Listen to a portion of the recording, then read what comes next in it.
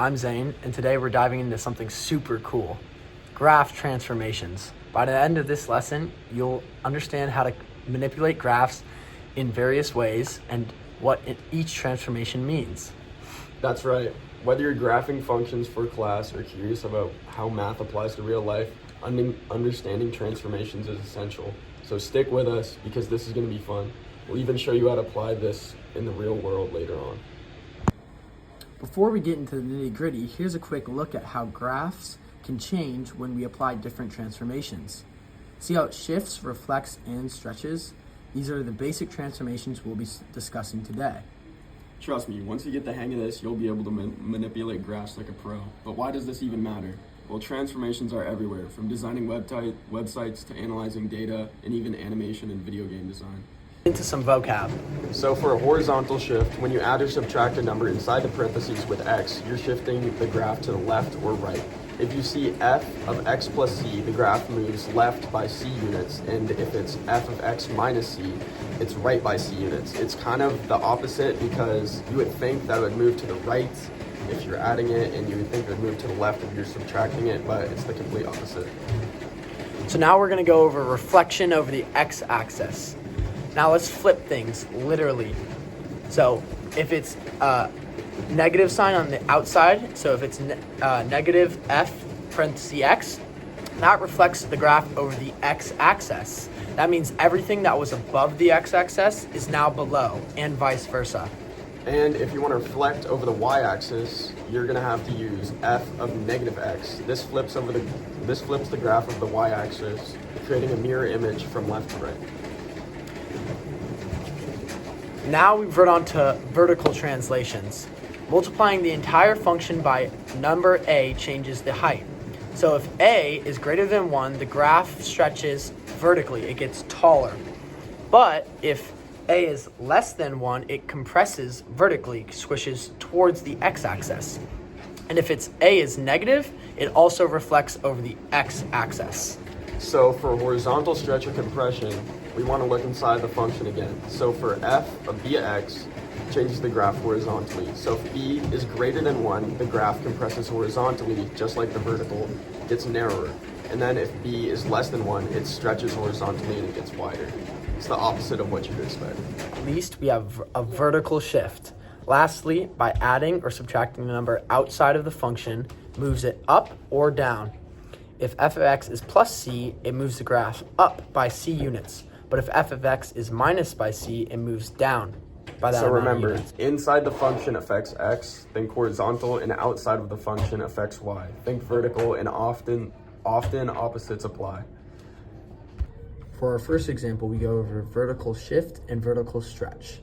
In this equation, we have y is equal to 3 parentheses x squared plus 2. So as we see, our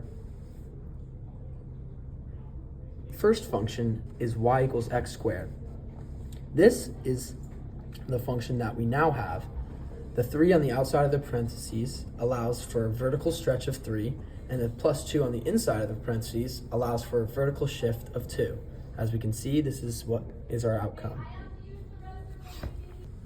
All right, now we're going to be looking at a horizontal transformation. So our parent function right here is f of x equals x squared. And then for our transformation, we're going to be going over to the right by b because it's being subtracted. So our last function. All right, now we're going to be going over horizontal transformations.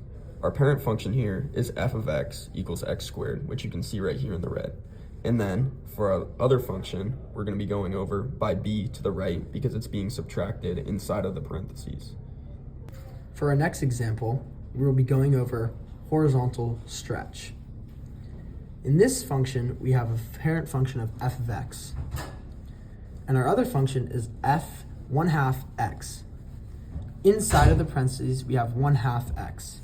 What that does to the function is makes it stretch horizontally by 2, since it's inside of the parentheses.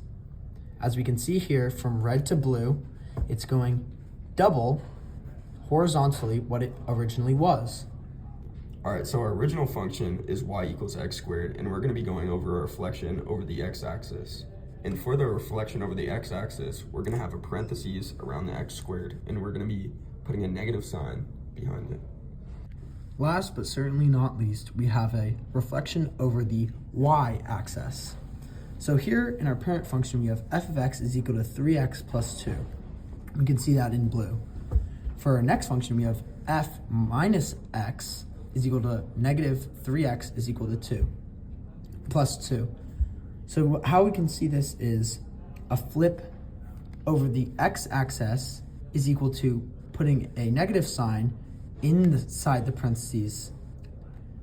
This looks opposite, but it is correct because if you wanted to flip over the x-axis, you'd put it outside of the parentheses.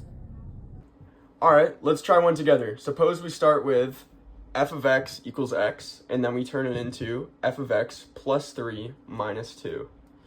That's a shift of 3 units left and 2 units down. So the vertex of the absolute value graph moves from 0, 0 to negative 3, negative 2. The shape stays the same, but the position changes. It's like sliding a piece of paper around on a desk. This practice I like to call following the point. So let's start off with the parent function. F of x is equal to x squared.